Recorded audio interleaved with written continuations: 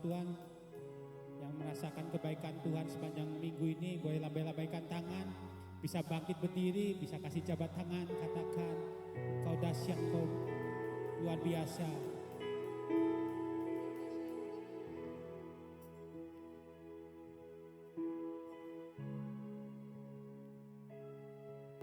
Puji nama Tuhan, kalau kita pada pagi hari dapat berkumpul di rumah Tuhan. Mari kita siapkan hati kita, mari kita siapkan kehidupan kita. Bila pada pagi hari kita sama-sama rindu memuji muliakan nama-Mu. Sebelum kita lebih lanjut untuk bersuka cita memuliakan nama Tuhan, mari kita satukan hati, kita sama-sama naikkan syafaat kita kepada Tuhan. Terima kasih Tuhan, Bapa kami yang baik Tuhan, Kau sungguh baik buat hidup kami Tuhan. Terima kasih Tuhan buat anugerah-Mu, buat kasih setia-Mu dalam hidup kami Tuhan. Terima kasih Tuhan, kami sungguh bersyukur Tuhan, hingga pada pagi hari ini Tuhan, kalau kami ada sebagaimana ada Tuhan, ini semua anugerah-Mu, ini semua kebaikan-Mu dalam hidup kami Tuhan. Terima kasih Tuhan, terima kasih Tuhan, buat kasih setia-Mu Tuhan, yang takkan pernah berkesudahan Tuhan, dari dahulu kasih-Mu tetap sama dalam hidup kami Tuhan. Terima kasih Tuhan, terima kasih Tuhan. Dan sebab itu Tuhan pada pagi hari ini Tuhan, kami rindu Tuhan, kami berdoa Tuhan, untuk setiap umat-Mu yang hadir Tuhan dalam ibadah pada pagi hari ini Tuhan. Kau yang menik satu persatu Tuhan, apapun menjadi pergumulan setiap umat-Mu Tuhan pada pagi hari ini Tuhan. Dan mereka sedang Tuhan mengalami sakit penyakit Tuhan, kami berdoa dalam nama Yesus Tuhan, Kau sembuhkan dengan bilu-bilur-Mu Yesus Tuhan. Dan mereka sedang mengalami beban berat Tuhan, Kau berikan kekuatan yang baru, Kau berikan kelegaan Tuhan. Kami berdoa dalam nama Yesus Tuhan. Kaulah sumber pengharapan kami, Kaulah satu-satunya yang kami andalkan Tuhan. Terima kasih Tuhan, terima kasih Tuhan, terima kasih Tuhan. Yang percaya berkat melimpah Tuhan atas setiap umat-Mu yang hadir Tuhan pada pagi hari ini Tuhan. Terima kasih Tuhan, terima kasih Tuhan, terima kasih. Kami juga berdoa Tuhan untuk gereja-Mu Tuhan di tempat ini Tuhan, GB Ebenezer Purwokerto Tuhan. Kami mengangkat tangan kami untuk gereja-Mu di tempat ini Tuhan. Kami berdoa Tuhan, Kau yang selalu berkati Tuhan gereja-Mu, semakin hari semakin heran Tuhan gereja-Mu di tempat ini Tuhan. Kami percaya gereja ini kami akan menjadi berkat Tuhan, baik bagi kota kami, baik bagi Jawa Tengah, baik bagi Indonesia, maupun bagi bangsa-bangsa Tuhan. Kami berdoa dalam nama Yesus Tuhan. Kami percaya Tuhan, gereja-Mu akan terus Tuhan dilawat Tuhan, akan diberkati lebih lagi Yesus Tuhan. Terkhususnya kami berdoa untuk jiwa-jiwa Tuhan. Kami percaya Tuhan, kursi-kursi yang kosong Tuhan akan dipenuhi dengan jiwa-jiwa baru Tuhan. Kami percaya tahun ini, tahun revival akan terjadi di tempat ini Tuhan. Pemulihan akan terjadi di tempat ini, mujizat akan terjadi di tempat ini Tuhan. Nah, kami yakin dan percaya Kau sanggup Tuhan mengadakan yang tidak ada menjadi ada Yesus Tuhan. Terima kasih Tuhan, terima kasih Tuhan. Terusnya kami juga berdoa Tuhan untuk pembangunan gereja-Mu tempat ini Tuhan, untuk perluasan gereja-Mu tempat ini Tuhan. Kami berdoa dalam nama Yesus Tuhan, Kau yang selalu berkati Tuhan dalam pembangunan gereja-Mu tempat ini Tuhan. Kami percaya Tuhan, gereja-Mu ini akan dibangun dengan tepat indah pada waktunya Tuhan. Kami berdoa dalam nama Yesus Tuhan, akan banyak jiwa-jiwa juga diselamatkan Tuhan. Kami berdoa dalam nama Yesus Tuhan. Terima kasih Tuhan, terima kasih Yesus Tuhan, terima kasih Yesus Tuhan. Kami juga berdoa Tuhan pada pagi hari ini Tuhan, untuk Bapak Gembala kami dan Gembala kami yang kami kasihi Tuhan. Kau yang selalu berkati Tuhan, Kau berikan kekuatan, kesehatan Tuhan, dan melayani Engkau Yesus Tuhan. Kami berdoa dalam nama Yesus Tuhan, Kau yang selalu menyertai Tuhan dimanapun kedua hamba-Mu ini melayani Tuhan. Kami percaya penyertaan-Mu selalu sempurna Tuhan. Apa yang menjadi visi misinya Tuhan, kami percaya Kau yang selalu menopang, Kau yang selalu melindungi Tuhan. Jauhkan segala apapun yang bukan daripada Engkau Yesus Tuhan. Kami percaya Tuhan, keluarga hamba-Mu ini Tuhan aman dalam perlindungan Engkau Yesus Tuhan. Berkat melimpah Tuhan tunas kehidupan keluarga-Mu ini Tuhan. Kami berdoa dalam nama Yesus Tuhan. Terima kasih Tuhan, terima kasih Yesus Tuhan. Kami juga berdoa Tuhan, para pemimpin rohani kami yang lain Tuhan, baik ada yang di pusat Tuhan, ketua PPP dan jajarannya Tuhan, ketua PPD yang Jawa Tengah Tuhan dan jajarannya Tuhan, ketua PPW yang ada di wilayah Berdaya Tuhan. Kau yang selalu berkati mereka Tuhan dalam setiap pelayanannya Tuhan, dimanapun mereka melayani Tuhan pada pagi hari ini Tuhan. Kau yang selalu menyertai, aman dalam perlindungan Kau Yesus Tuhan. Terima kasih Tuhan, terima kasih Tuhan. Kami juga berdoa Tuhan pada pagi hari ini Tuhan untuk Indonesia. Shalom Indonesia, damai sejahtera Tuhan atas Indonesia. Kami percaya Kedamaian Tuhan, sukacita Tuhan di Indonesia Tuhan, pemulihan akan terjadi di atas Indonesia Tuhan. Apapun yang terjadi Tuhan hari ini di Indonesia Tuhan, Kau yang mengerti, Kau yang peduli Tuhan atas Indonesia Tuhan. Kau yang percaya Tuhan, lewat apapun yang kami alami Tuhan, kami percaya Tuhan ini semua rencana-Mu, karena Kau sudah punya rencana yang terbaik buat Indonesia Tuhan. Yang berdoa dalam nama Yesus Tuhan, kami percaya Tuhan akan terjadi revival di Indonesia, kebangkitan rohani akan terjadi di Indonesia Tuhan. Akan banyak jiwa-jiwa diselamatkan Tuhan, yang berdoa dalam nama Yesus Tuhan. Terima kasih Tuhan, Kau juga berkati para pemimpin negara kami, Bapak Presiden serta wakilnya Tuhan, serta jajarannya Tuhan. Kau yang selalu menyertai Tuhan, Kau yang selalu berkati mereka Tuhan. Berikan mereka kekuatan, kesehatan Tuhan dalam menjalankan roda pemerintahan Tuhan. Yang berdoa dalam nama Yesus, pemimpin anaknya Tuhan akan membawa Tuhan Indonesia semakin lebih maju lagi Tuhan. Terima kasih Tuhan. Terima kasih kami juga berdoa Tuhan untuk kota kami, Purwokerto Banyumas Shalom, Purwokerto Shalom Banyumas, damai sejahtera atas kota kami. Percaya kota kami akan dilawat Tuhan. Kemuliaan akan terjadi di kota kami juga Tuhan. Yang berdoa dalam nama Yesus Tuhan. Kau juga berkati Bapak Bupati serta jajarannya Tuhan. Kau yang selalu menyertai, aman dalam perlindungan Kau Yesus Tuhan. Terima kasih Tuhan, terima kasih Yesus Tuhan. Kami juga berdoa Tuhan untuk setiap persembahan yang akan kami berikan Tuhan pada pagi hari ini Tuhan. Apapun persembahan kami, Kau yang kuduskan Tuhan persembahan kami Tuhan. Kau yang selalu berkati tangan yang akan memberikan persembahan. Kami percaya apapun yang setiap umat mengerjakan Kau perbuat berhasil Tuhan. Terima kasih Tuhan, terima kasih Tuhan. Pada pagi hari ini kami rindu Tuhan, ingin memuji muliakan nama-Mu. Kami rindu ingin menyembah Engkau, kami rindu Tuhan ingin menari melompat memuji Engkau Yesus. Kami percaya atmosfer surgawi turun atas ibadah-Mu Tuhan pada pagi hari ini. Akan terjadi lawatan, akan terjadi mujizat Tuhan pada pagi hari ini. Kami percaya dalam nama Yesus Tuhan. Terima kasih Tuhan, terima kasih. Kami siap Tuhan untuk bersuka cita muliakan nama-Mu. Yang siap ingin memuji muliakan nama Tuhan sama-sama katakan amin. Beri tepuk tangan yang terbaik buat Tuhan. Sorakan haleluya.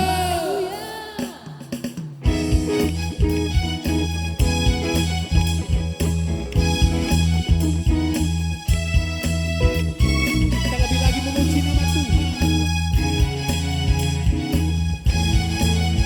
Mari sama-sama katakan banyaklah yang Kau lakukan, Allahku ya Tuhanku, perbuatan yang ajaib dan maksud-Mu bagiku ya Tuhanku. Banyaklah yang Kau lakukan, Allahku ya Tuhanku, perbuatan yang ajaib dan maksud-Mu bagiku ya Tuhan. Katakan tiada Allah yang seperti-Mu, tiada yang setara denganmu. Sungguh harap aku hidup dengan kasih-Mu, ajaib dan mulia nama-Mu Yesus. Yang Kau lakukan, Allahku ya Tuhanku, perbuatan yang ajaib dan maksud-Mu bagiku ya Tuhanku. Katakan lebih lagi. Banyaklah yang Kau lakukan, Allahku ya Tuhanku, perbuatan yang ajaib dan maksud-Mu bagiku ya Tuhanku. Katakan tiada Allah yang seperti-Mu, tiada yang setara denganmu.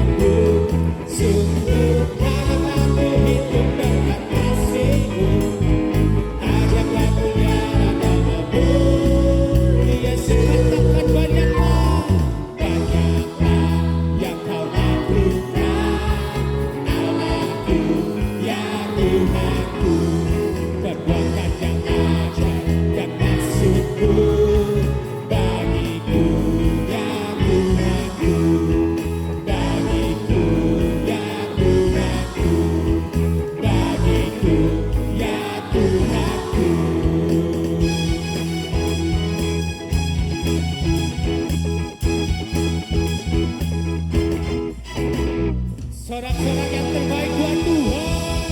Sorakan haleluya. Haleluya.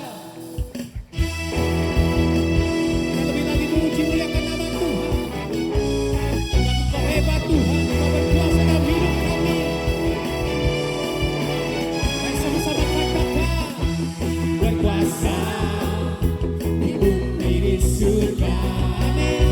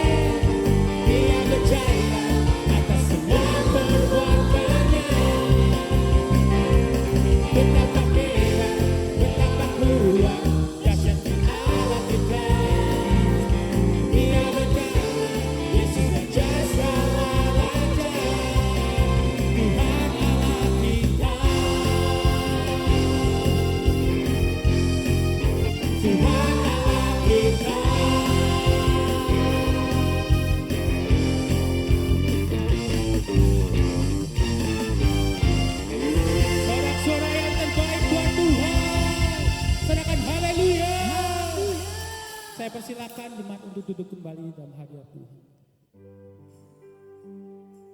Terima kasih Tuhan.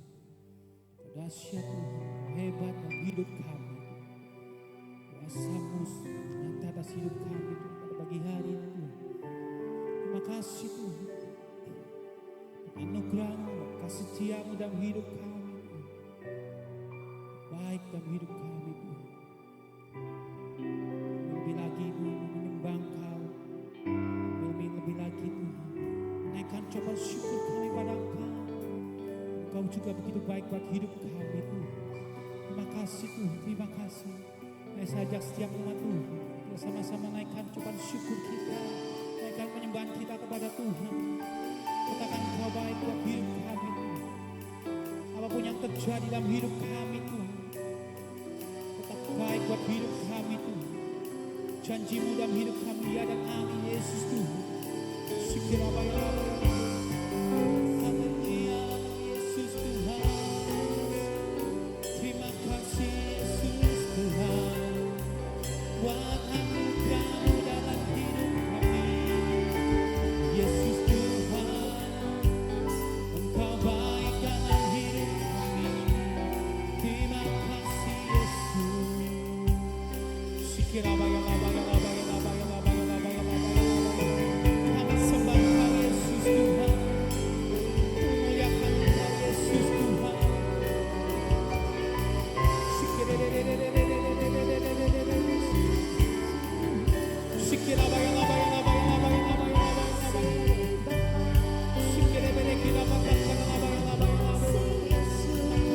kasih setia-Mu dalam hidup kami. Terima kasih buat kurnia-Mu yang sesungguhnya dalam hidup kami.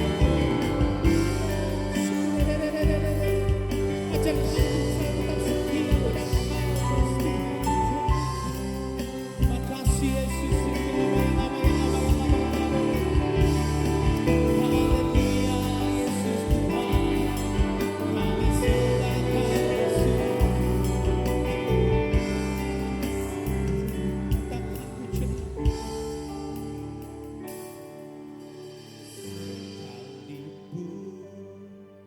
ku berjalan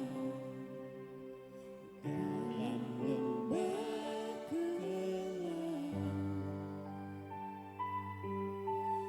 namun tangan-Mu selalu menopang hidupku. Saat aku dalam ketakutan, Kau hadir di sisiku. Kau berkata, jangan takut, Kau beriku kemenangan. Kaulah Tuhan yang berjanji, tak sekalipun Kau ingkari kesetiaan-Mu. Sungguh terbukti di sepanjang hidupku. Untuk selamanya ku kan setia melayani, mengasihi-Mu.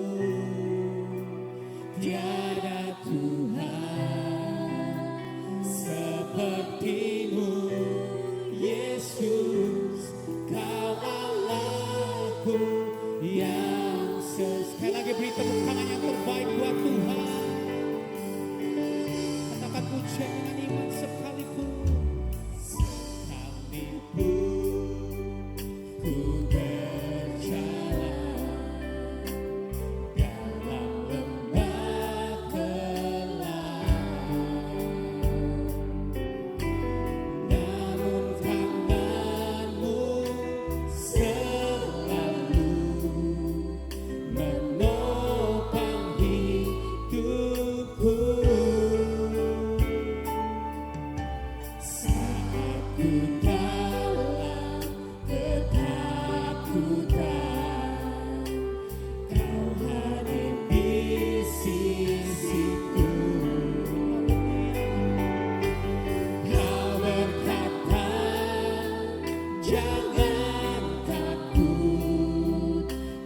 beriku kenangan.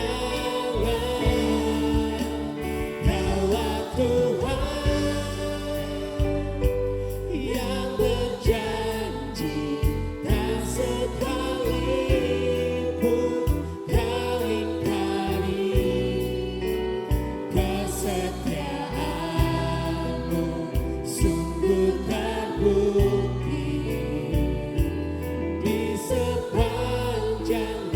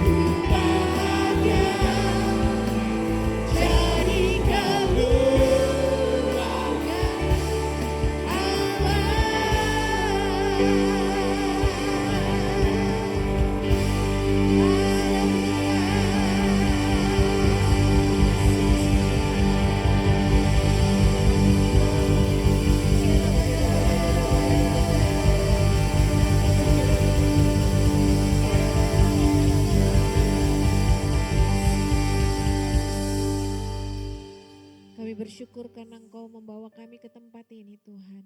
Kami bersyukur karena kami dapat dipertemukan satu dengan yang lain.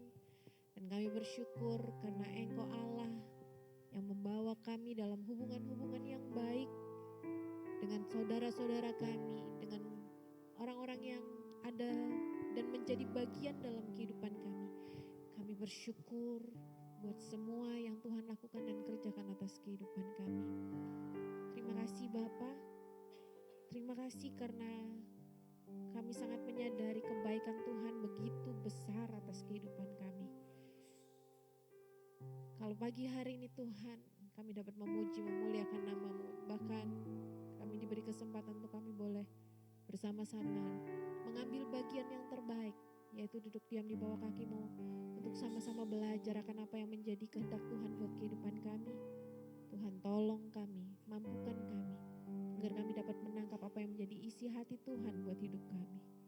Berfirman Tuhan, kami siap mendengar, dan kami percaya urapan Tuhan turun atas kehidupan kami. Sehingga kami mengerti apa yang Engkau ingin untuk kami lakukan dalam setiap kehidupan kami.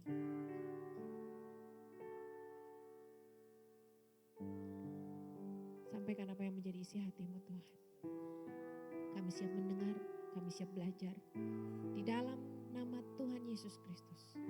Mari sama-sama kita katakan, amin, amin. Puji Tuhan.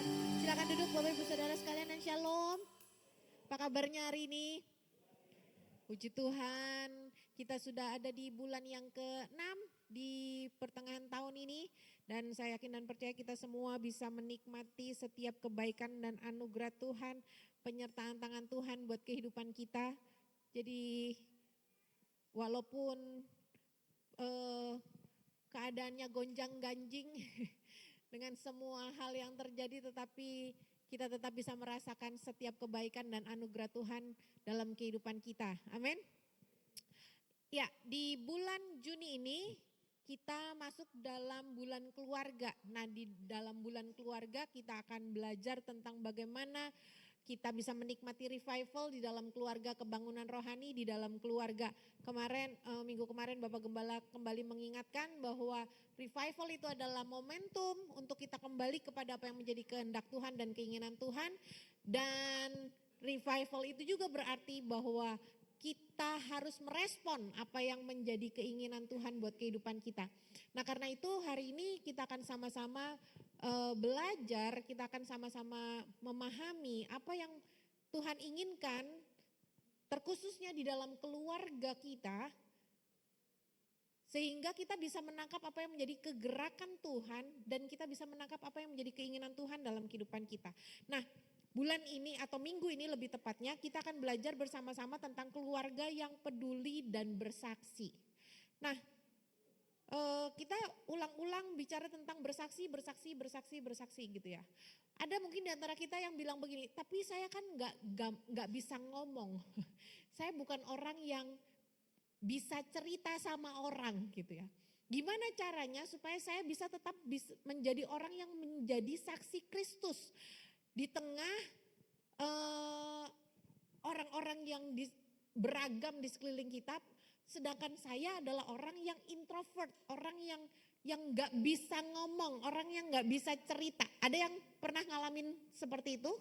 Atau ada yang pernah punya perasaan seperti itu? Saya nggak bisa cerita sama orang, saya nggak bisa, kayaknya kalau suruh jadi saksi itu kayaknya susah banget, berat banget. Nah gimana? Padahal gimana caranya gitu ya? Padahal Tuhan mau kehidupan kita menjadi saksi Kristus gitu ya. Ulang-ulang dari beberapa minggu yang lalu kita terus dikasih tahu, diajarin bahwa kita harus menjadi saksi, kita harus jadi saksi, kita harus jadi saksi, kita harus jadi saksi. Nah, Bapak Ibu Saudara, apa yang akan kita pelajari hari ini adalah bagaimana kehidupan kita dan keluarga kita ketika kita membangun kepedulian, maka kita bisa bersaksi bagi banyak orang. Jadi yang harus dibangun adalah kepedulian. Maka kita bisa jadi saksi. Nah karena itu hari ini kita akan sama-sama membahas tentang kepedulian. Kenapa Peduli ini menjadi begitu penting dalam kehidupan kita. Nah Bapak Ibu Saudara, di tengah zaman yang sekarang ini makin semuanya serba egosentris, kepedulian ini menjadi satu barang yang asing. Iya Pak ya? Iya ya. Saya tadi sempat searching apa sih bedanya peduli sama kepo gitu ya. Kenapa saya searching itu? Karena gini Bapak Ibu Saudara, karena kadang-kadang kita menganggap kepedulian itu adalah kepo. Ya Pak ya? Ya kan? Dan orang gak suka kalau dikepoin. Ya enggak? Orang gak suka kalau ditanya-tanya. Ya kan? Kamu lagi ngapain hari ini? Kamu lagi apa hari ini? Kamu lagi kenapa hari ini? Males banget kita jawabnya. Iya Pak ya? Kenapa? Balik lagi, dunia zaman sekarang sedang menuju kepada aku, dan aku. Jadi ketika ada pertanyaan yang berbau kepedulian, kita langsung menjudge-nya, kita langsung mengatakannya bahwa itu adalah kepo. Nah jadi sebenarnya apa bedanya kepo sama peduli? Nah kita kan lihat dulu, arti peduli itu apa? Peduli itu menurut Kamus Besar Bahasa Indonesia berkata peduli itu berarti mengindahkan, memperhatikan, atau menghiraukan. Contoh penggunaannya adalah ketika seorang acuh. Kita udah belajar ya, acuh itu berarti kita justru peduli. Acuh itu bukan cuek. Tak acuh itu cuek. Acuh itu peduli. Kita suka salah. Jangan sampai salah lagi sekarang. Acuh itu peduli. Acuh itu ketika kita memperhatikan, ketika kita melihat orang-orang dan kita bertanya kepada orang-orang. Dan bukan hanya sekedar bertanya atau mengindahkan atau menghiraukan, tapi ada lanjutannya. Dan mau membantu orang lain yang sedang menderita. Itu peduli. Jadi peduli itu ada wujud nyatanya Bapak Ibu. Wujud nyatanya adalah empati. Ada empati, ada proaktif dan ada perhatian. Jadi ketika kita bertanya kepada orang-orang yang ada di sekeliling kita, niat dan tujuan kita bukan untuk cari bahan gosip. Tapi untuk menunjukkan kita ada buat mereka dan mendengar apa yang sedang terjadi dan dialami oleh orang-orang yang ada di sekitar kita. Itu peduli. Nah, apa bedanya dengan kepo? Kepo itu adalah pertanyaan-pertanyaan yang diajukan untuk mencari tahu dan hanya sekedar mengumpulkannya untuk bahan gosip. Jadi tahu bedanya ya sekarang ya. Jadi tahu bedanya kan sekarang kan. Jadi jangan anti kalau ada orang-orang yang di sekeliling kita mulai menunjukkan kepedulian, jangan langsung bilang gini, ih ini orang kepo, jangan. Jangan. Karena siapa tahu memang orang-orang itu mau menunjukkan kepedulian. Dan kita jangan takut untuk dibilang orang kepo. Karena yang penting dalam kehidupan kita, kita mau menunjukkan bahwa kita punya niat untuk menunjukkan bahwa kita memperhatikan orang-orang yang ada di sekitar kita. Nah, kepedulian itu ternyata Bapak Ibu Saudara ini harus ada menjadi bagian dari orang percaya. Kok bisa begitu? Kenapa harus jadi bagian dari orang percaya? Bapak Ibu, kalau Bapak Ibu Saudara berkata bahwa engkau adalah orang yang percaya kepada Yesus Kristus, engkau harus punya kepedulian. Karena begini, karena firman Tuhan sangat menyatakan, ada beberapa ayat firman Tuhan, sebenarnya ada banyak tapi saya ambil 3. Ambil 3 yang menunjukkan bahwa kita harus peduli satu dengan yang lain. Kita akan lihat Matius pasal yang ke-22 ayat yang ke-39. Ini bicara tentang hukum yang terutama. Selain mengasihi Tuhan, hukum yang berikutnya dikatakan, dan hukum yang kedua yang sama dengan itu. Artinya baik hukum pertama maupun hukum yang kedua bobotnya sama. Hukum pertama dan hukum yang kedua harus dilakukan dengan cara yang benar. Dua-duanya punya nilai yang sama, dua-duanya punya bobot yang sama. Hukum yang pertama, kasihi Tuhan. Kalau engkau berkata engkau mengasihi Tuhan, maka engkau harus melakukan hukum yang kedua yang sama dengan itu, yaitu kasihilah sesamamu manusia seperti dirimu sendiri. Ketika kita mengatakan bahwa kita mengasihi Tuhan, maka yang berikutnya yang harus kita lakukan adalah mengasihi sesama kita. Peduli kepada mereka seperti kita peduli kepada diri kita sendiri. Galatia pasal yang ke-6 ayat yang kedua berkata begini, bertolong-tolonglah menanggung bebanmu. Demikianlah kamu memenuhi hukum Kristus. Jadi ayat firman Tuhan itu sebenarnya sangat banyak bicara tentang bagaimana kita harus peduli satu dengan yang lain. Bagaimana kita harus peduli dalam keluarga kita. Bagaimana kita harus peduli dengan orang-orang yang ada di sekeliling kita. Kenapa? Karena firman Tuhan mengatakannya, bertolong-tolonglah menanggung bebanmu. Bahkan kalau kita lihat cerita di Alkitab, jemaat mula-mula mereka bahkan mengatakan bahwa barang mereka menjadi barang kepunyaan bersama. Jadi bisa dibayangkan bahwa mereka betul-betul peduli satu dengan yang lain.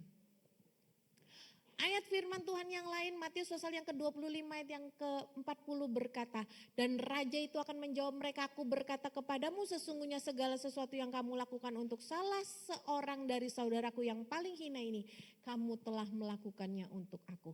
Kapan raja ini berkata? Ini adalah perumpamaan dari Tuhan Yesus ketika dia memisahkan antara orang-orang yang melakukan firman Tuhan dengan orang-orang yang tidak melakukan firman Tuhan. Waktu orang-orang yang melakukan firman Tuhan dikasih tahu, kamu akan mendapatkan upah, kamu akan mendapatkan kebahagiaan. Mereka tanya, kapan? Kapan aku berbuat sesuatu kepadamu Tuhan? Kapan aku melakukan sesuatu yang engkau katakan bahwa kami mendapatkan upah dari semuanya itu? Dan Tuhan mengatakan, raja itu menjawab, aku berkata kepadamu sesungguhnya segala sesuatu yang kamu lakukan untuk salah seorang dari saudaraku yang paling hina. Ketika kita peduli kepada bahkan orang-orang yang tidak dipedulikan oleh orang-orang yang ada di luar sana,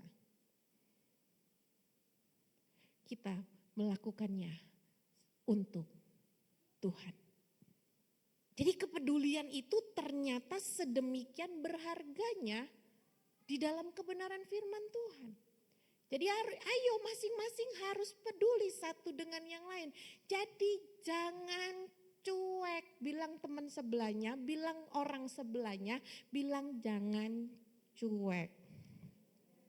Yuk peduli yuk, bilang yuk peduli yuk. Nah, apa akibatnya kalau kita tidak mau peduli? Kita bilang nggak mau males, ogah, capek peduli sama orang. Apa akibatnya? Apa efeknya kalau kita nggak peduli sama orang? Oke, kita akan lihat beberapa. Ada banyak tapi saya tulis 4 aja di sini. Kalau kita nggak mau peduli, keluarga itu bisa runtuh. Kok bisa? Iya, Karena di dalam keluarga dasarnya adalah kasih. Sekali lagi saya bicara, yang namanya kasih itu memberi.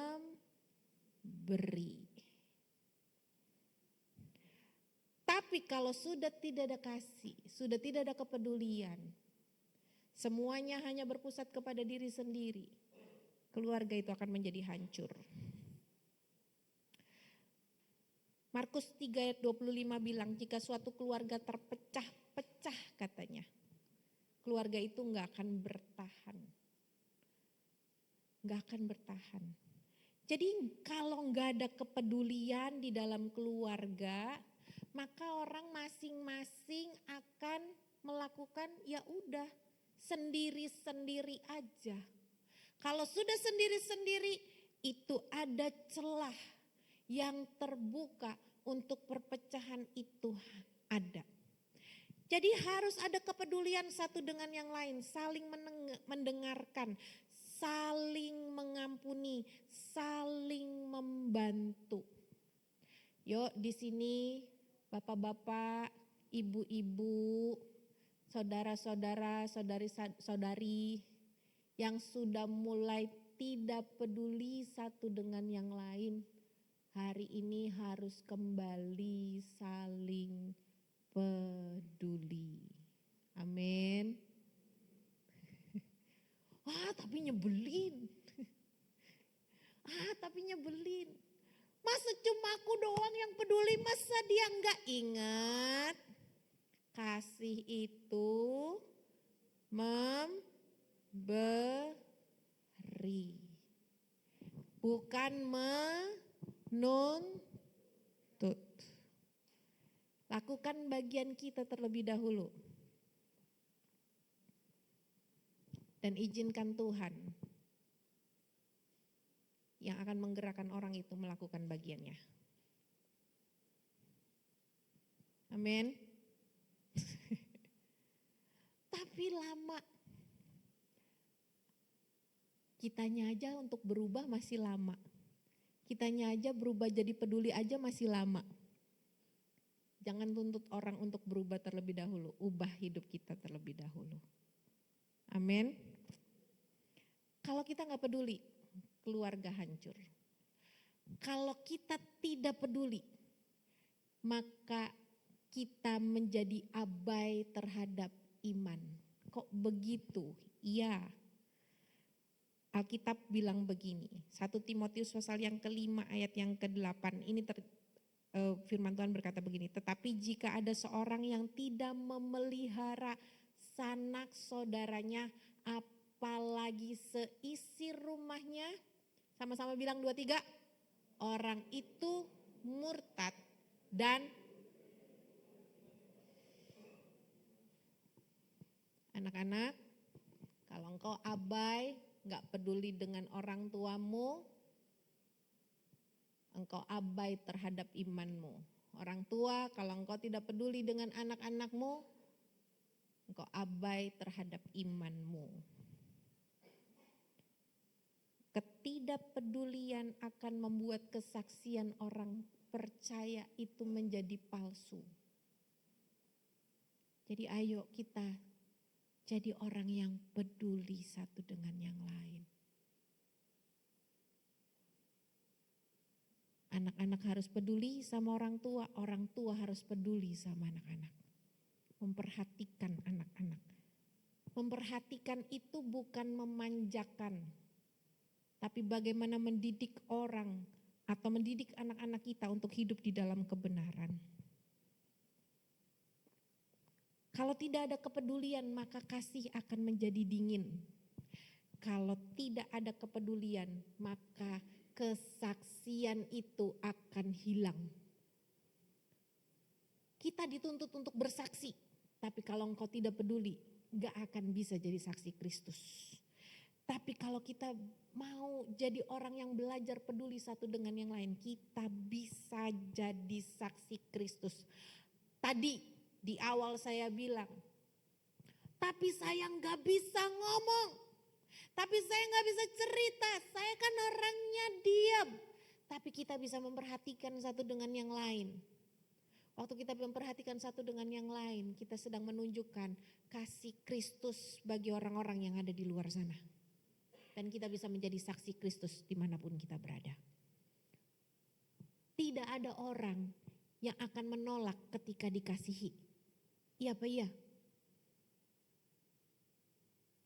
Tidak ada orang yang akan menolak ketika orang itu diperhatikan. Gak ada. Orang itu seneng kalau diperhatiin. Iya apa ya? Orang itu seneng kalau dipedulikan. Bahkan orang yang paling keras sekalipun sangat suka untuk dipedulikan.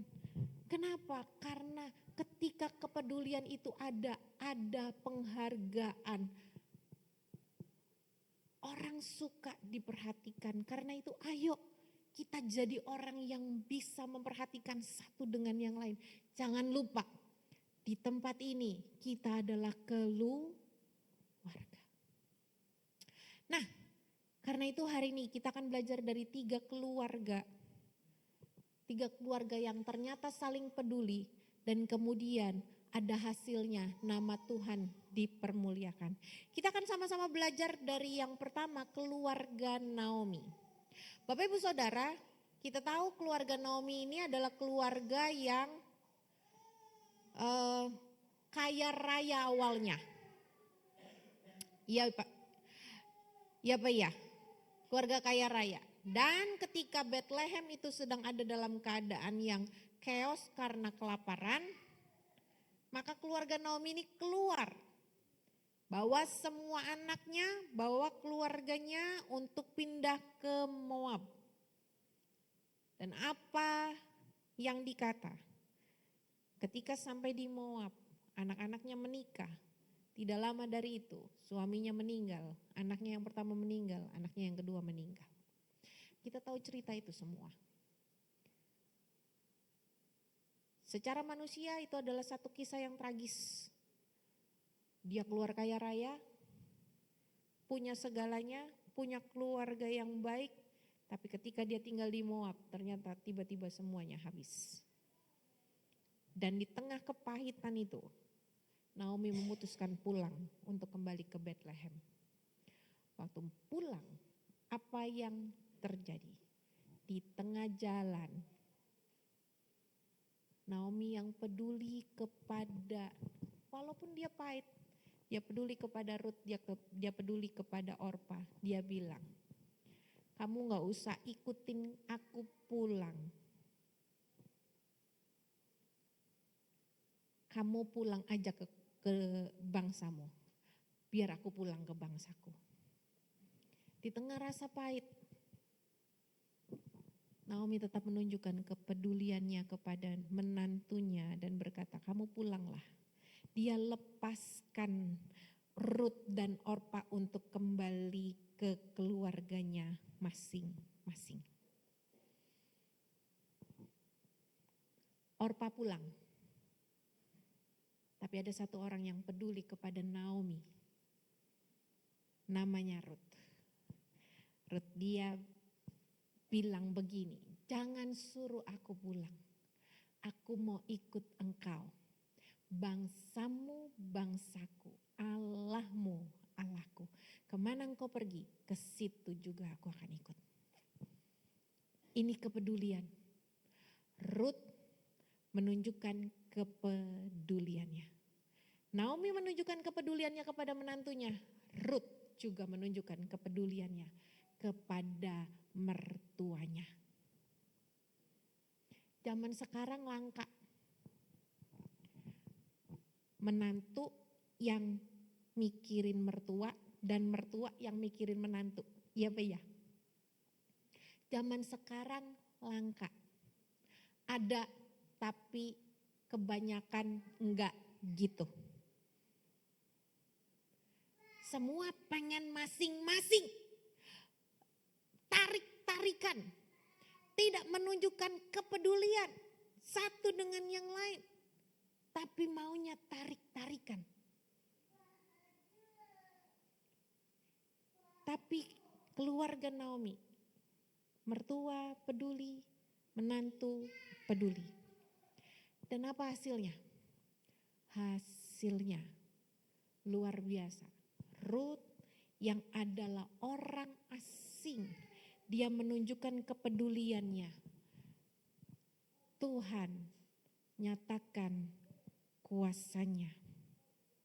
Ketika mereka sama-sama saling menunjukkan kepedulian satu dengan yang lain, sakit hatinya Naomi, kepahitannya Naomi, yang ketika dia masuk ke kota Bethlehem, semua bilang, Naomi, jangan panggil aku Naomi, panggil aku Mara, sebab aku sangat pahit. Tapi karena ada satu orang yang sangat peduli. Rut pasal yang keempat, ayat 14 sampai ayat 15, kita lihat sama-sama. Sebab itu perempuan-perempuan berkata kepada Naomi. Perempuan-perempuan ini perempuan-perempuan yang ada di kota itu. Perempuan-perempuan yang ada menjadi komunitas dari Naomi. Dia bilang kepada Naomi, terpujilah Tuhan yang telah rela menolong engkau pada hari ini dengan seorang penebus. Termasyurlah kiranya nama anak itu di Israel, dan dialah yang akan menyegarkan jiwamu dan memelihara engkau pada waktu rambutmu telah putih. Ada titik koma. Jadi yang di atas itu ngomongin cucunya, tapi bawahnya kemudian ngomongin Rut. Dia bilang begini, sebab menantumu yang peduli, yang mengasihi engkau telah melahirkannya. Baca sama-sama 2-3. Perempuan yang lebih berharga bagimu dari 7 anak laki-laki. Anak laki-laki itu adalah harta dalam keluarga di bangsa Israel. Perempuan gak ada harganya. Apalagi menantu, orang asing pula makin tidak ada harganya. Tapi karena kepedulian,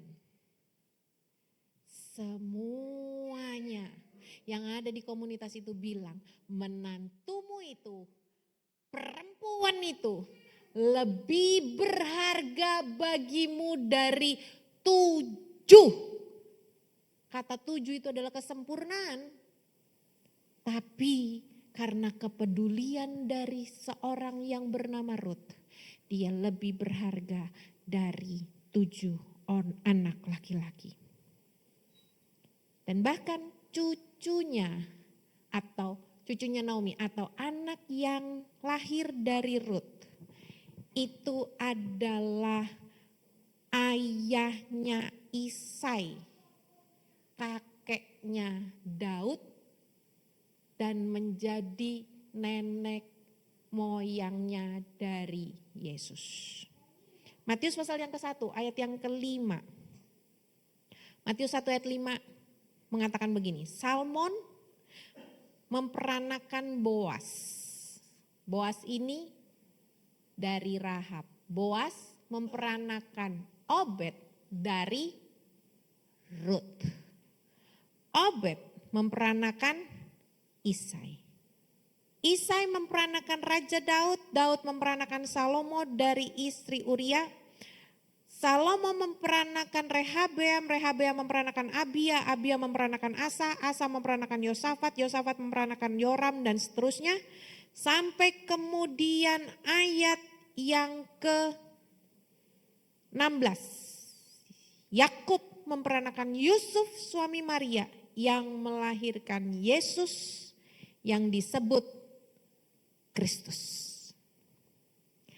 Karena kepeduliannya menjadi fondasi berkat bagi keluarga ini. Nama Tuhan dipermuliakan. Jadi siapa yang mau mempermuliakan nama Tuhan? Boleh saya lihat tangan-tangannya yang mau mempermuliakan nama Tuhan? Oke. Yang mau, mari sama-sama tunjukkan kepedulian kita satu dengan yang lain. Amin. Yang kedua, keluarga kepala penjara Filipi. Ada apa dengan keluarga ini? Kepeduliannya yang seperti apa? Nah, Bapak Ibu Saudara, cerita ini dilatar belakangi dari cerita yang sebenarnya nyebelin gitu. Kenapa nyebelin? Iya, karena ada dua rasul, yaitu Rasul Paulus dan Silas. Pada waktu mereka sampai di Filipi ternyata ditangkap. Habis ditangkap, enggak langsung dimasukin penjara. Dipukulin dulu, diderak, dicambukin dulu. Udah dalam keadaan berdarah-darah, maka dilempar ke kepala penjara, dimasukin ke penjara. Di penjara, dipasung pula. Jadi bayangin ini lagi badan remek, berdarah-berdarah semuanya, terus dipasung. Duduk dan kemudian dipasung. Enggak enak. Tapi apa yang kemudian terjadi? Ketika Paulus dan Silas mereka memuji Tuhan. Tuhan nyatakan sesuatu. Gempa besar, pintu kebuka semuanya. Wah, mujizat terjadi. Tahanan semua lari. Ya, kapan lagi ya kan? Pintu kebuka, kapan lagi bisa bebas? Bebas. Wah, senang. Menurut kita, atau menurut bayangan kita, kalau Paulus sama Silas mau lari bisa gak? Bisa, orang semuanya udah hancur kok. Mereka mau lari bisa aja, pintu kebuka, bebas. Nah, tapi di sini orang percaya menunjukkan kepeduliannya. Dia peduli sama kepala penjara. Dia peduli sama kepala penjara. Padahal kadang-kadang kan kita suka gak mau ya peduli sama orang yang nyebelin sama kita ya. Iya apa enggak? Ini ada orang nyebelin banget sama kita. Ngeselin banget sama kita. Bikin susah kita. Bikin emosi kita. Rasul Paulus sampai dipukulin. Dan kemudian dimasukin ke penjara. Wah, gak enak, kesel. Gak salah apa-apa, dimasukin penjara, diperlakukan tidak adil. Oh, kita pasti bilang, gak lagi-lagi kenal sama orang itu. Iya Bu ya? Tapi Rasul Paulus dan Silas, mereka gak keluar dari penjara. Kepala penjara udah mau bunuh diri. Tapi Paulus dan Silas ketika tahu itu, dia bilang begini, jangan, kami masih ada di sini.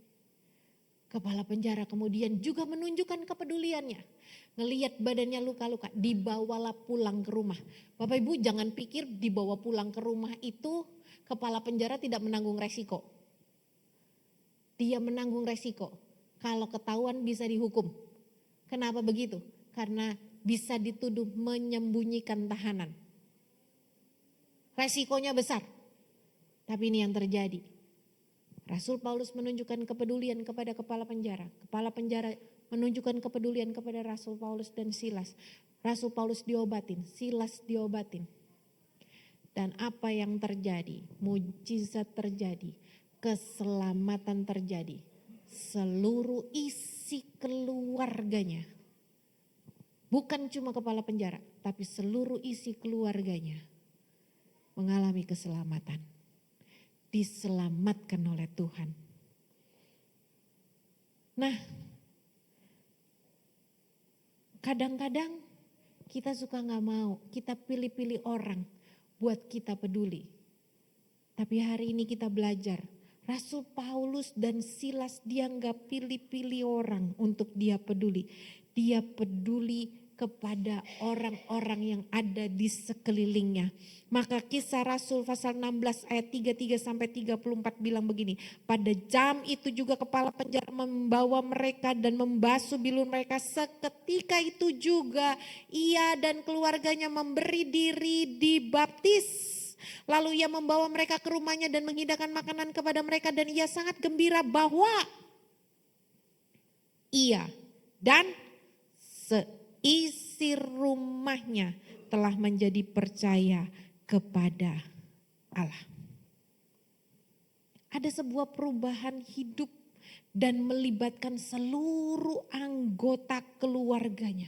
Saya yakin dan percaya kita semua mau keluarga kita mengalami keselamatan. Kalau kita mau keluarga kita mengalami keselamatan, ayo peduli. Belajarlah peduli satu dengan yang lain. Belajarlah peduli kepada anak-anak kita. Belajar peduli kepada orang-orang yang ada di sekeliling kita. Dan biar mereka juga bisa melihat kepedulian kita dan memuliakan Bapa di surga. Yang ketiga, yang terakhir, kita akan belajar dari keluarga Betania. Siapa itu keluarga Betania? Bukan keluarga Ibu Beta, bukan. Tapi keluarga Betania ini adalah keluarga dari Maria, Marta, dan Lazarus. Tahu cerita itu? Maria yang duduk diam di bawah kaki Yesus, Marta yang sibuk, dan Lazarus yang mati.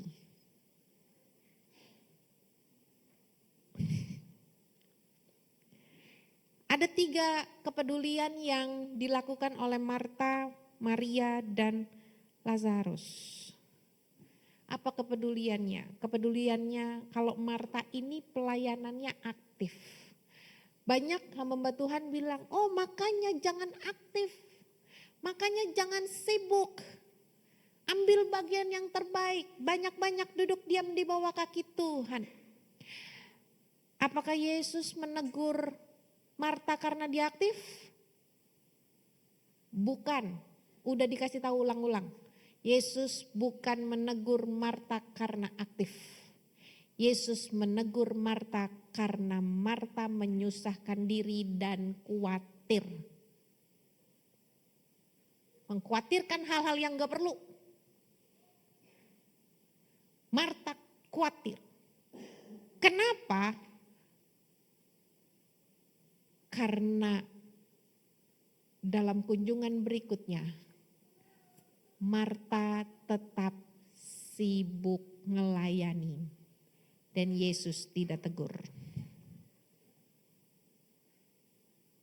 Maria adalah orang yang sangat mengasihi Yesus. Dengan cara apa dia mengasihi Yesus? Dengan cara apa dia peduli kepada Yesus? Dengan cara dia bawa minyak yang berharga. Dia basuh kaki Yesus. Dan Lazarus menunjukkan kepeduliannya dengan menjadi wadah untuk kuasa Tuhan dinyatakan.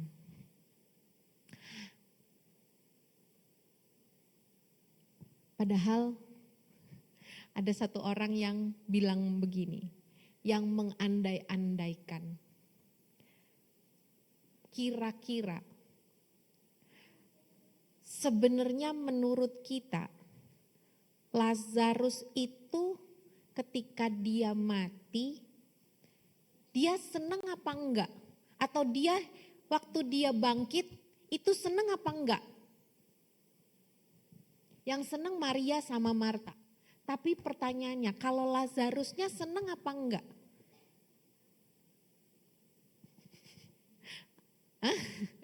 Ada satu orang yang menggambarkan begini. Ini memang cuma cerita, nggak ada di Alkitab, nggak ada. Jadi Bapak Ibu Saudara, ini cuma cerita aja. Jadi Lazarus itu mati kan, betul ya, mati. Dan kemudian ini ceritanya kartun gitu kan, kartun. Dan kemudian sama malaikat itu dibawa ke rumahnya Lazarus. Lazarus ini rumahmu ya gitu. Dan kemudian Lazarus bilang, wow luar biasa masuk ke rumah. Rumahnya bagus, jalannya emas. Dari batu-batu permata semuanya, wow menyenangkan sekali. Aku senang sekali sampai di tempat yang indah. Dia baru duduk sebentar, tiba-tiba dengar ketok pintu.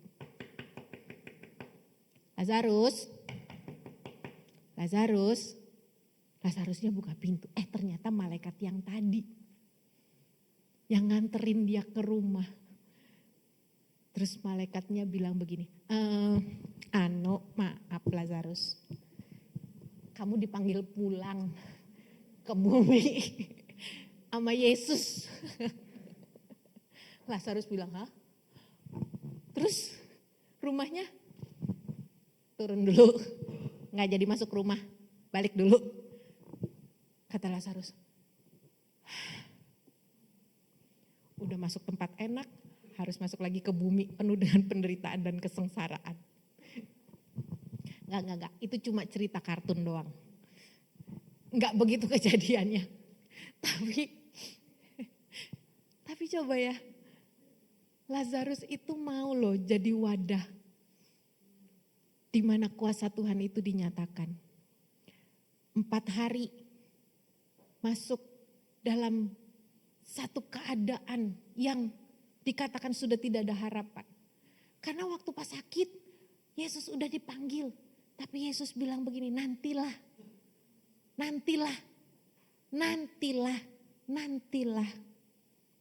Sampai akhirnya benar-benar dia mati. 4 hari.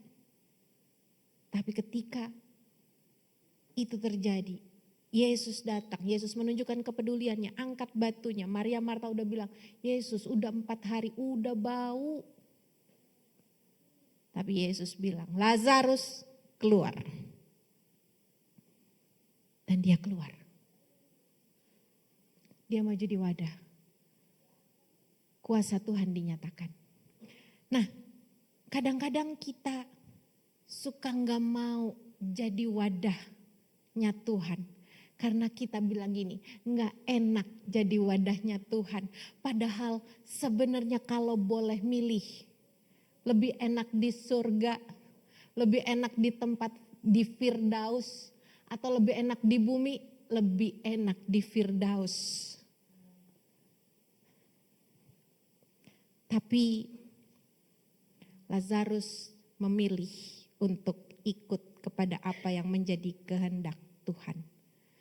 Hari ini, kalau kita bilang peduli sama orang itu gak enak. Karena harus banyak mengorbankan banyak hal. Ingat Lazarus, dia memilih untuk ikut apa yang jadi kehendak Tuhan. Hasilnya Yohanes 11 ayat 41 sampai 42. Yesus ketika bilang Lazarus itu harus keluar.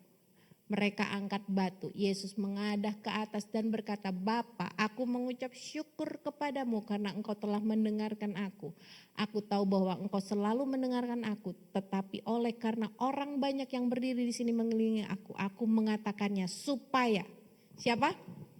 Mereka percaya bahwa engkaulah yang telah mengutus aku. Sesudah itu Yesus berkata, Lazarus keluar.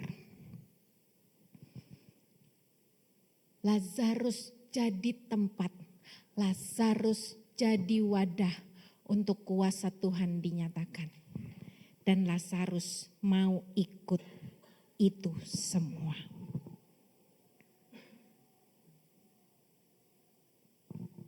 Jadi Bapak Ibu Saudara, hari ini mari bangkitkan lagi kepedulian kita.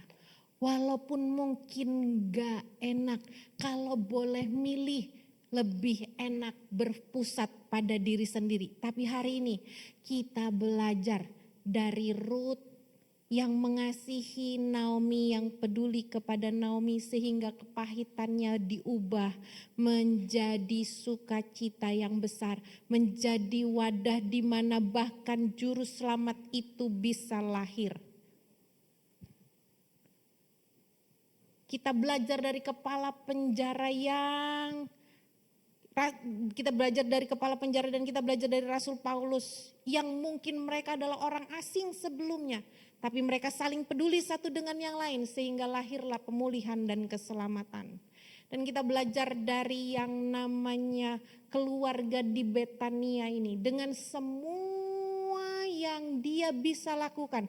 Pelayanan yang aktif, duduk diam di bawah kaki Tuhan. Bahkan ketika dia harus menjadi bagian dari kuasa Tuhan dilakukan melalui kehidupannya. Nggak enak, kalau boleh milih mendingan milih yang enak. Tapi Lazarus dia tidak milih yang enak. Dia milih ikut apa yang jadi kehendak Tuhan dalam kehidupannya.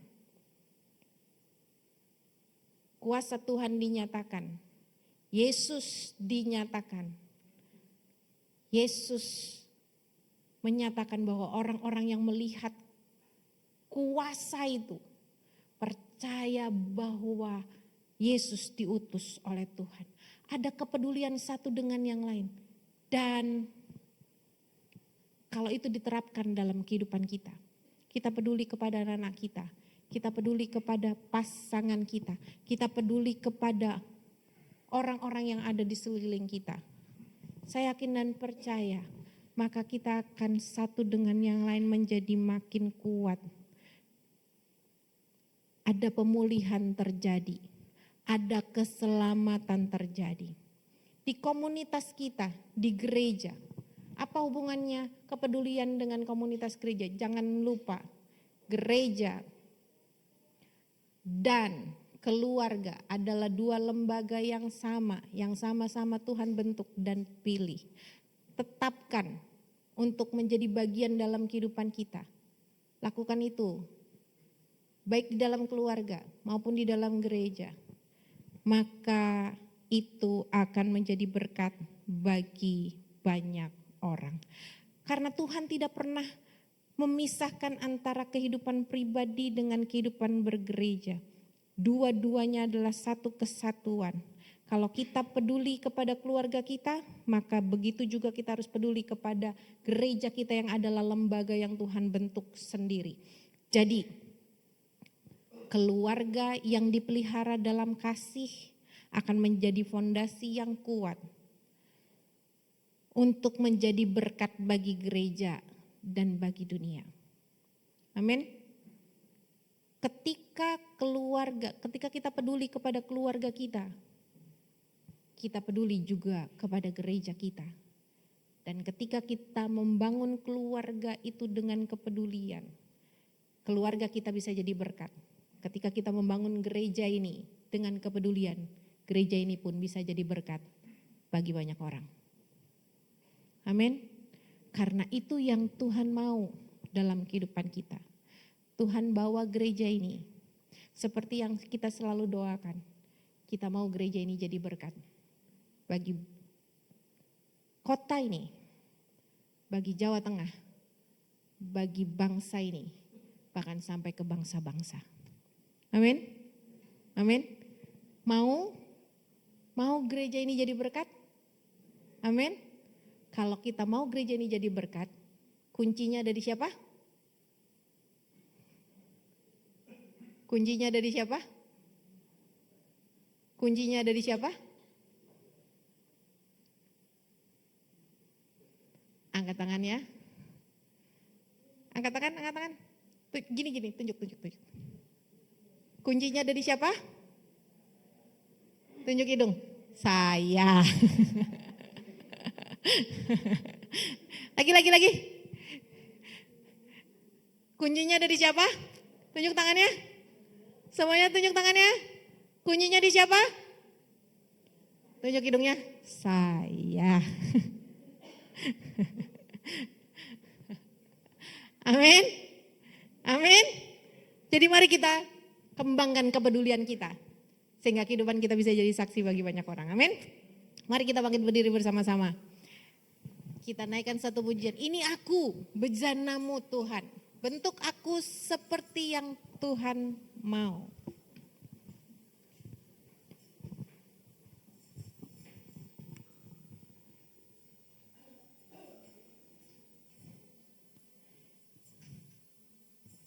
Suami istri boleh gandengan tangan, orang tua anak boleh gandengan tangan. Yuk, tunjukkan kepedulian kita satu dengan yang lain yuk. Gandengan tangan boleh yuk.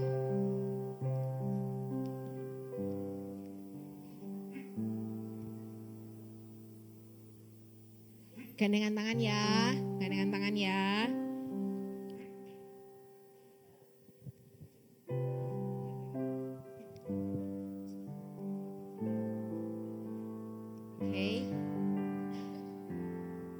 Terus bilang sama pasangan kita, bilang sama anak-anak kita, hari ini kita belajar peduli satu dengan yang lain lagi ya. Yuk, bilang yuk. Kita jadi pelaku firman ya, bilang ya. Oke, mari naikkan pujian ini, katakan bersama. Hanya kepadamu ku bawa seluruh kehidupanku sebagai persembahan yang hidup dan yang berkenan kepadamu, karena kasih-Mu Kau memilihku. Kini ku datang kepadamu, penuhi panggilan-Mu.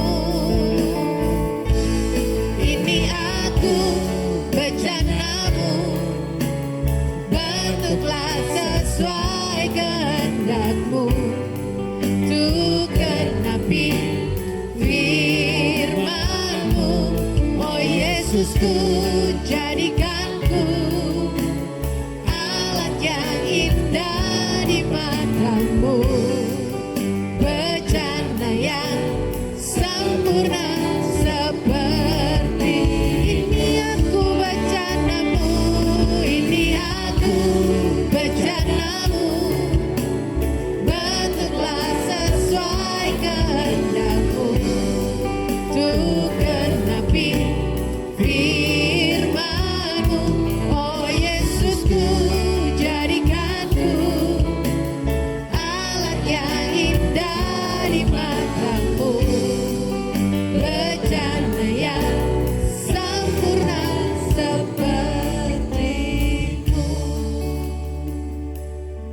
Hari ini Tuhan, kami membawa seluruh kehidupan kami ke dalam tangan kuat kuasa-Mu. Ampuni kami kalau kasih kami menjadi dingin terhadap sesama kami. Kami mulai meletakkan pusat dari segala sesuatu kepada kehidupan kami sendiri. Sehingga kami menuntut orang yang ada di sekeliling kami untuk memahami kehidupan kami. Tapi kami lupa, kami harus peduli kepada orang-orang yang ada di sekitar kami. Hari ini Tuhan, kami mau belajar peduli kepada orang-orang yang ada di sekitar kami. Kami mau belajar peduli kepada pasangan kami. Kami mau belajar peduli kepada anak-anak kami, Tuhan. Kami mau belajar peduli kepada komunitas kami. Bukan untuk cari bahan gosip, tapi kami mau berdiri dan menyediakan diri kami untuk menjadi pendengar, untuk mempedulikan satu dengan yang lain. Karena kami mau melihat karya Tuhan terjadi melalui hidup kami. Kami mau lihat ada pemulihan boleh terjadi. Kami mau lihat ada keselamatan terjadi. Kami mau lihat ada kuasa Tuhan dan nama Tuhan yang dipermuliakan melalui hidup kami. Tuhan, tolong kami. Kami mau jadi pelaku firman Tuhan, bukan hanya pendengar. Yang mau melakukan firman Tuhan, angkat tangan kita bersama-sama dan katakan, ini aku bejana-Mu, bentuklah sesuai kehendak-Mu, untuk genapi firman-Mu. Oh Yesusku, jadikan ku alat yang indah di mata-Mu, bejana yang sempurna seperti. Lebih lagi katakan, ini aku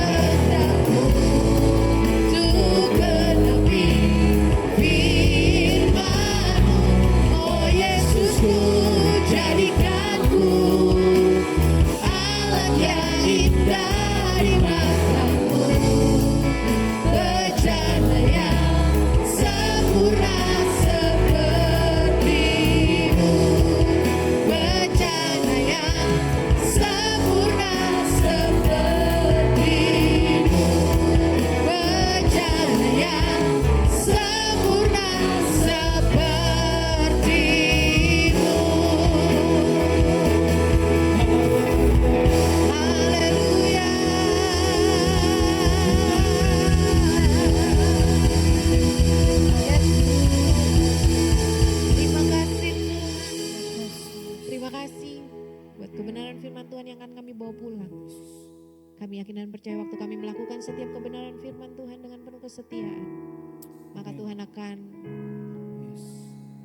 menyatakan kuasa-Mu, tangan kanan-Mu akan menuntun setiap kehidupan kami melangkah sepanjang 1 minggu ini Tuhan. Berjalan bersama dengan Tuhan, dan kami yakin dan percaya waktu kami berjalan bersama dengan Tuhan, kemenangan demi kemenangan akan menjadi bagian dalam hidup kami. Terima kasih Tuhan. Terima kasih.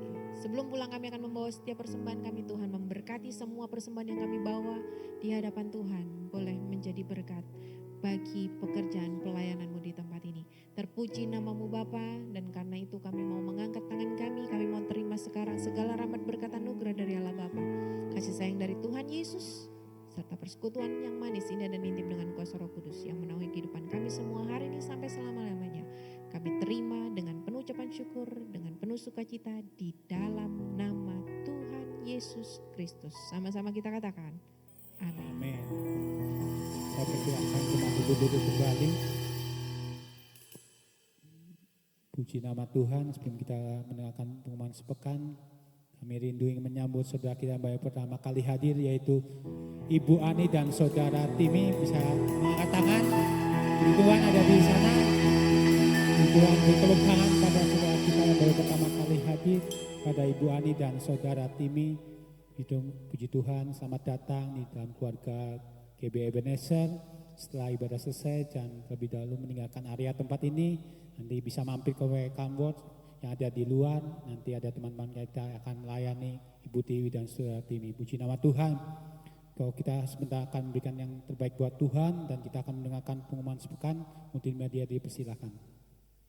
Jemaat yang dikasihi Tuhan, hari ini kita diingatkan kembali bahwa memberikan persembahan adalah bagian dari ibadah kita, sebuah wujud syukur atas kebaikan Tuhan dalam hidup kita. Anda dapat memberikan persembahan. Jemaat yang dikasihi Tuhan, hari ini kita diingatkan kembali bahwa memberikan persembahan adalah bagian dari ibadah kita, sebuah wujud syukur atas kebaikan Tuhan dalam hidup kita. Anda dapat memberikan persembahan melalui 2 cara. Yang pertama, melalui amplop persembahan yang dapat Anda masukkan ke dalam kotak persembahan sebelum atau sesudah ibadah.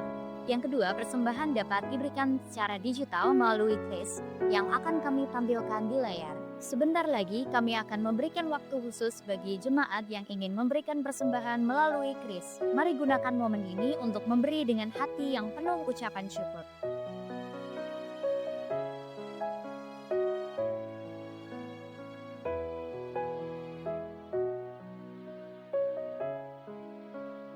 Terima kasih atas setiap benih yang Anda tabur untuk pekerjaan Tuhan. Tuhan Yesus memberkati.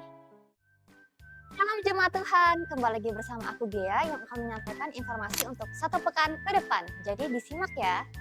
Sebelumnya kami mengucapkan terima kasih kepada Pendeta Rani Kaniawati yang sudah menjadi berkat untuk kita pada hari ini. Kiranya kasih karunia Kristus terus dilimpahkan ke dalam hidupnya agar terus menjadi berkat dan memenangkan banyak jiwa.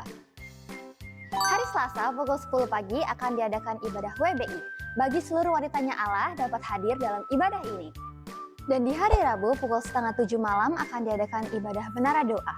Bagi seluruh pelayan Tuhan dan juga jemaat Tuhan, jangan lupa untuk hadir dalam ibadah ini. Mari kita sama-sama berdoa untuk gereja kita dan juga bagi bangsa dan negara. ICOM atau Ebenezer Community dilaksanakan secara luar biasa di wilayah masing-masing. Bagi para bapak ibu yang belum tergabung dalam ICOM, dapat menghubungi nomor di sini. Doa puasa dilaksanakan setiap hari Sabtu pukul jam 10:30 di ruang IKIT. Jemaat yang terkasih, gereja kita sedang bersama-sama menyiapkan sebuah rumah di mana setiap jiwa yang datang bisa berjumpa secara pribadi dengan Tuhan. Ini adalah warisan iman yang kita tanam untuk generasi yang akan datang. Mari kita bawa kerinduan ini dalam doa-doa kita, dan bagi saudara yang tergerak untuk ikut menanam, saluran berkat telah tersedia di informasi terlampir. Mari bangun rumah Tuhan dengan sukacita.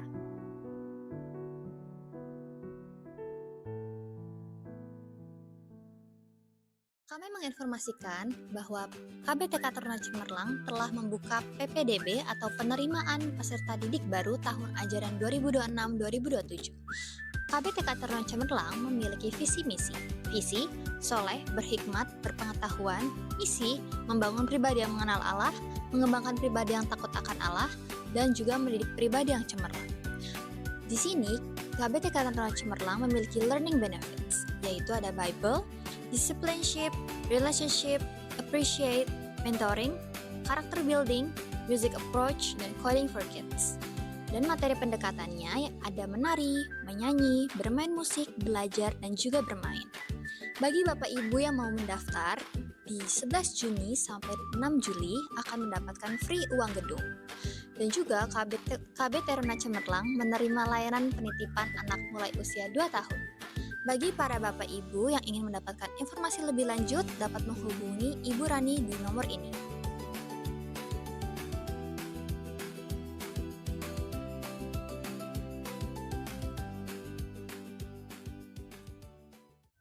Jangan lupa untuk hadir kembali di Ibadah Raya 1 pada pukul 9 pagi dan juga Ibadah Raya 2 pada pukul 5 sore disertai juga dengan Ibadah IKIDS di ruang IKIDS. Dan untuk anak muda, jangan lupa untuk hadir Ibadah Youth and Teens setiap jam 11 siang di ruang utama GBI Ebenezer. Ajak teman sebanyak-banyaknya. Sekian informasi yang dapat saya bagikan. Jangan lupa untuk terus follow akun media sosial GBI Ebenezer di sini, dan juga di sini. Dan beri rating bintang 5 di Google Maps. Saya Gaya pamit undur diri, selamat hari Minggu, Tuhan Yesus memberkati.